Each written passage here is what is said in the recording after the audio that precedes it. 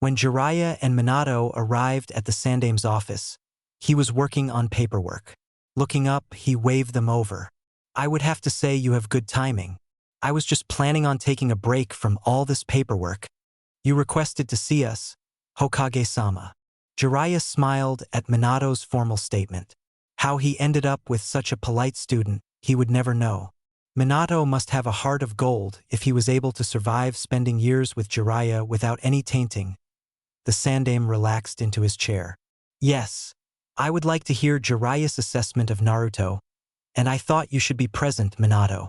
The Sandame turned his attention to Jiraiya. What do you make of the boy?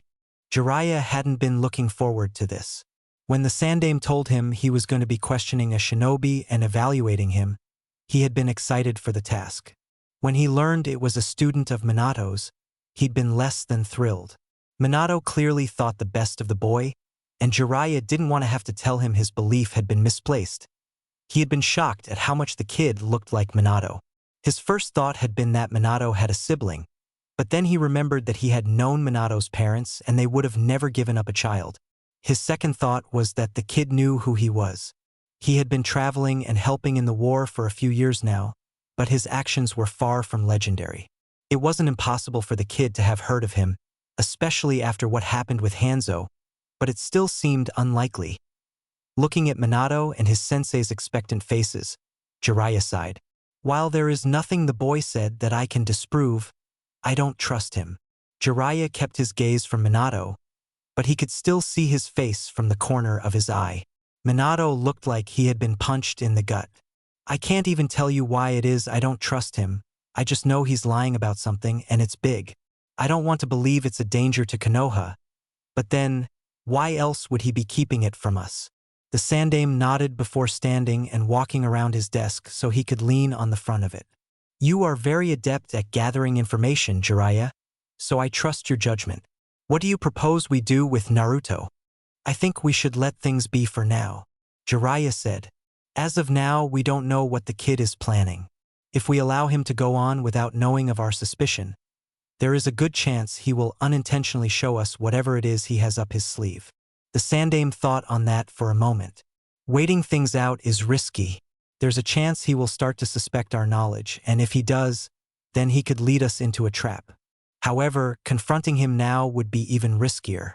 While he would most definitely leave the village, I doubt it would be without bloodshed.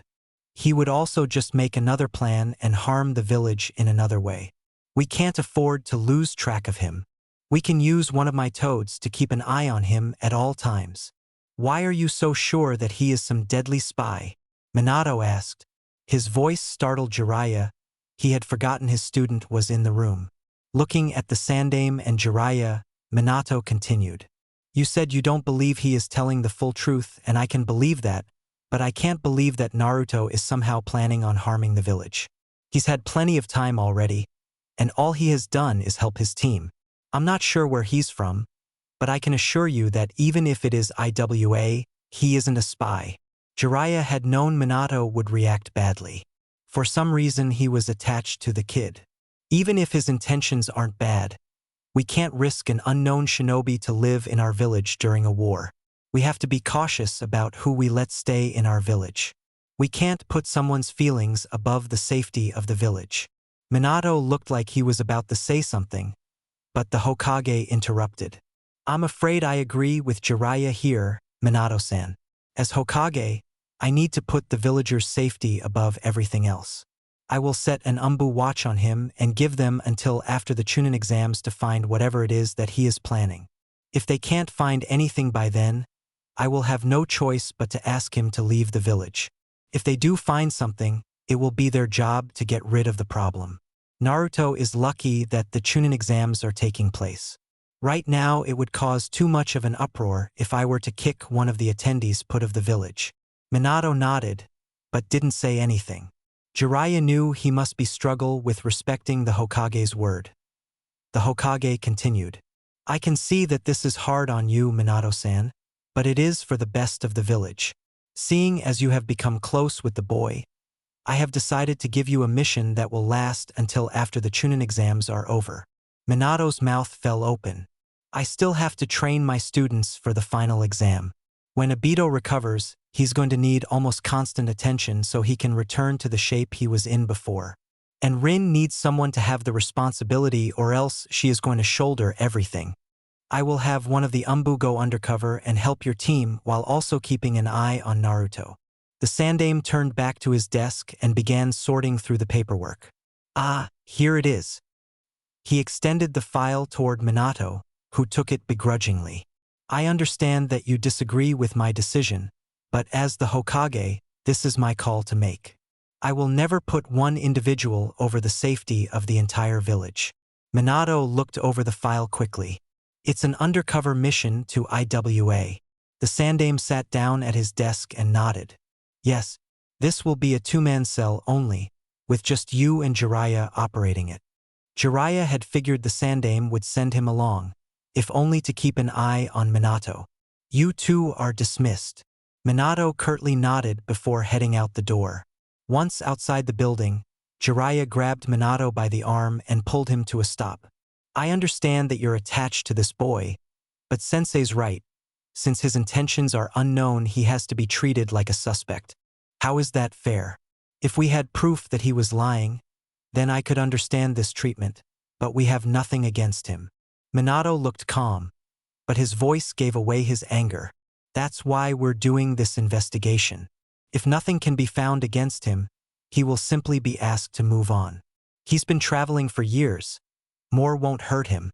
If nothing can be found against him, then this investigation would be unwarranted. We are in a war, Minato. Everyone, both civilian and shinobi, must be treated like a suspect, at least until we can discern whether or not they really are. I know that Naruto is lying about something. I just don't know what. Minato yanked his arm from Jiraiya's grip. I trust your judgment, Sensei. I'd be a fool not to. But I don't believe for a second that he has bad intentions. Minato started off in the direction of his home. Be ready. Our mission starts in the morning. Jiraiya felt like his already had. Roughly throwing his weapons into his pouch, Minato prepared for his mission. He felt like he was being reprimanded by the Hokage. No matter what his personal opinions were, he would be loyal to the village, so why was the Sandaime sending him away? Did he really believe that he would go against the Hokage's orders? It's been a while since I've seen you so worked up. Minato paused what he was doing. Turning to look at the source of the voice, he saw his fiancée, Kushina. He sat on the bed in his room and motioned her over. She came and sat on his lap and started rubbing his shoulders. What's bothering you, Minato? He brushed her hair back. I've been assigned a mission, which should last a month or so. Kushina studied him for a bit, her hands still massaging his shoulders. Missions hardly get you upset. What's wrong? Minato leaned back on the bed, pulling her down next to him. He intertwined their fingers before answering. The new student I told you about is under suspicion from the Hokage. You know, I can't give you details, but I'll say the best thing that could happen to him is getting kicked out of the village. I don't believe he is endangering anyone here, and I told the Hokage that. I think that's why he assigned me this mission. He knew I would disagree with him. Kushina sighed, snuggling closer to him, her head resting on his shoulder. I don't know the kid, but you seem to have a lot of faith in him. She placed a soft kiss on his collarbone. Is there anything I can do to help? Could you keep an eye on my team? The Sandaime is giving them a temporary leader, but maybe you could show up every now and then and help them out. I know Obito is going to need help once he regains use of his arm. Minato felt Kushina nod against him. He pulled her closer and leaned over her. Thank you, he said before leaning down and kisses her, softly at first, but quickly gaining passion. He broke away before things could get out of control. Kushina smiled. Stop by my house as soon as you get home, all right? When he nodded his agreement, she gave him a quick kiss. Goodbye, Minato. Goodbye, Kushina. He called after her as she left. He would miss her while he was gone. She had only been with him for a few minutes and she had successfully changed his mood, at least for a short while. He finished his preparations before making his way to Ichiraka's ramen, where he knew the rest of his team would be. He would have to tell them that they were getting a temporary new leader, something Obito was sure to object to. Obito would probably rather no teacher than a new teacher. Most people took a little bit to get used to Obito's tendencies, which could make things difficult for him. To his dread. The only person at the ramen store when he arrived was Naruto. He tried his best to act like nothing was wrong. On missions he could act pretty well, but at home with his friends he was terrible at it. If Naruto noticed his act, he didn't say anything. Kakashi and Rin both showed up within minutes of Minato's arrival. As a group, they waited 30 minutes before deciding to start eating without Obito. They each ordered a bowl, or 3 in Naruto's case. Just as they were starting on the noodles, a loud "wait" could be heard from behind. Minato turned to see Obito running toward them. He was panting like he had been running for a while, though the Uchiha compound was only a few blocks away. "Why were you late this time, Obito?" Rin asked, exasperated. Minato was surprised they still bothered to ask. The answer was always something ridiculous. "I was training. My partner told me he was going to hide and I would have to find him using only my chakra. But then I couldn't find a trace of him." Naruto snickered at that. Obito glared at him while continuing. "It took me forever to find out that my so-called training partner had ditched me." Minato glanced over at Naruto, who looked slightly amused. "I don't know what you're talking about." "Well, you're here now," Minato said. "Get some ramen. I actually want to talk to all of you." He made sure Obito and Naruto especially were paying attention. "I have been assigned a mission that'll last me a month or 2. I'll have to leave in the morning. So until I get back, the Sandaime will have given you a temporary new teacher." As expected, Obito shot to his feet. "What? A new teacher? The finals for the Chunin exams are only weeks away, and we're supposed to prepare for it with someone who doesn't even know our abilities? That's crazy." Though the shouting was unnecessary, Minato agreed with Obito. Even a highly trained Umbu who read everything about his students wouldn't be able to know their quirks, or things they like to improvise on. "Sensei, why would the Hokage give you a mission when you're supposed to be helping us?" Rin asked quietly. Minato only shrugged his shoulders. What answer could he give them? "Oh yeah, I'm leaving you because the Hokage thinks I'll put Naruto before the village. Speaking of which, Naruto is under suspicion for being an enemy spy." That would go over well. "Yeah, that is strange." Obito agreed with Rin. "I don't think it's that unusual." Naruto spoke up. Minato tried to soak in every word he said, hoping that something would tell him what this kid was up to. "Isn't the point of becoming Chunin to get more independent? Chunins can become squad leaders and such. Not having our usual sensei might be good for us in that we learn to think on our own." Looking at it that way made a little more sense, though Minato knew it wasn't the Sandaime's reason. At least this gave his students an answer. This wasn't good. Whatever reason Minato had for taking the mission, Naruto was sure it had to do with him. Did Jiraiya not believe him earlier? It would be just like the old pervert to be suspicious of everything he said. He should have used his sexy jutsu on him. "I asked Kushina if she could help you guys a few times while I'm gone," Minato was saying. Naruto felt his heart stop. He was going to meet his mother too? He knew a little bit about both of his parents from meeting them in his mind, but that wouldn't compare to getting the chance to meet both of them in reality. "That depends on whether or not this is really reality. I don't see what else it could be. We've already ruled out a genjutsu. Have you learned anything new?" "No. I'll have to expand my search.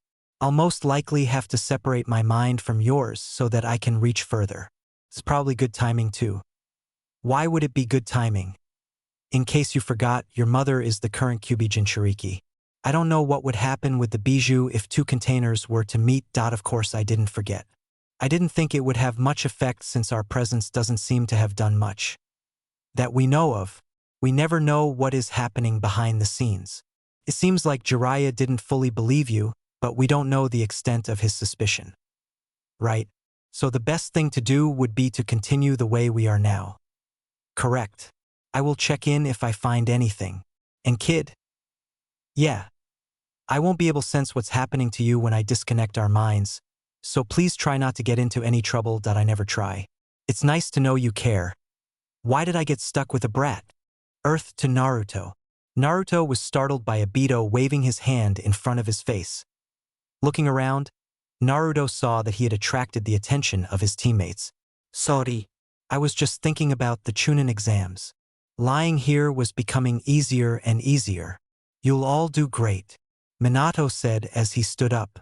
I'll see you when I get back. Please be careful. Pushed. When am I not careful? Obito questioned. Minato rolled his eyes. Minato said goodbye to each of them before he headed off in the direction Naruto assumed his home was. Immediately after Minato was out of sight, Kakashi got up and started off. Watching Kakashi's retreating form, Naruto realized that he hadn't said a word the entire meal, even when Obito was late. Naruto hurried after him, catching up right before Kakashi reached the entrance to a small row of houses. Each of the houses looked like they could only fit 2 bedrooms in them, but the small size worked for someone like Kakashi. Why have you been so quiet? Kakashi glared at him. I'm always quiet. Now leave me alone. Naruto shook his head. We're a team now, and as your teammate, it's my job to make sure you're all right. You don't need to worry about me, Kakashi said, his frustration showing in his voice. This was the most emotion Naruto had seen out of the young Kakashi. You're usually boring and quiet, but at least you talk to us occasionally. Why are you so quiet today? Naruto knew he was pushing, but he knew it was what Kakashi wanted.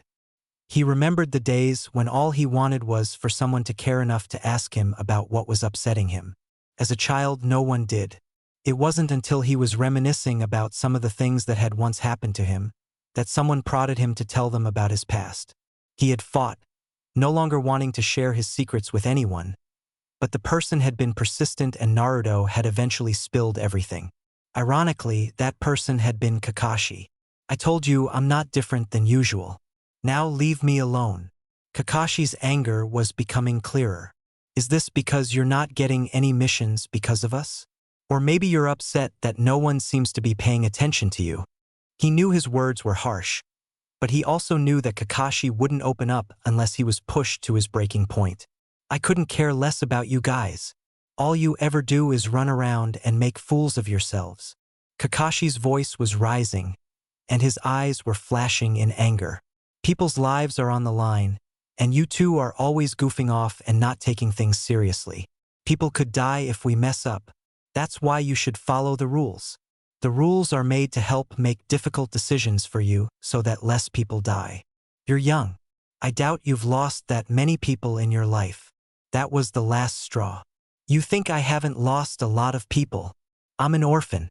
My mother died when I was born, then my father went and screwed up a mission. He got so depressed from the mission that he killed himself. 5 years ago today, I walked in and saw him lying on the floor in a pool of blood. You think I haven't lost anyone? I've lost everyone. Kakashi was panting, and his face was red. You say you've lost everyone, but you haven't. You have Minato-sensei, Rin, Obito, and even me. It's hard when you lose someone, but the best thing to do is rely on your friends. When you allow them to help you, then you don't have to be the strong one all the time. You can be broken if you want, that way you can heal properly. Do you really want to go through life holding on to the past? There's no future in that, Naruto said softly. He locked eyes with Kakashi, and he saw the raw pain in his eyes. Though he was a stone-cold killer on the outside, on the inside Kakashi still hadn't moved beyond the little boy who found his father. Kakashi looked like he was going to say something, but instead he turned his back to Naruto. I am a shinobi. My future is set in stone. As long as I live by the rules, I don't need to have my own vision for the future. I am not holding on to the past. I am merely existing in the present. Kakashi left Naruto standing there as he walked to his house. Naruto stared after Kakashi. It was good that Kakashi had voiced some of his problems, but he was still a long way off from moving on. Naruto briefly wondered if Kakashi ever moved on. Even in his own time, Kakashi spent most of his time at the cemetery, reliving the past. Maybe when he got back to his own time, he could find a way to help his sensei.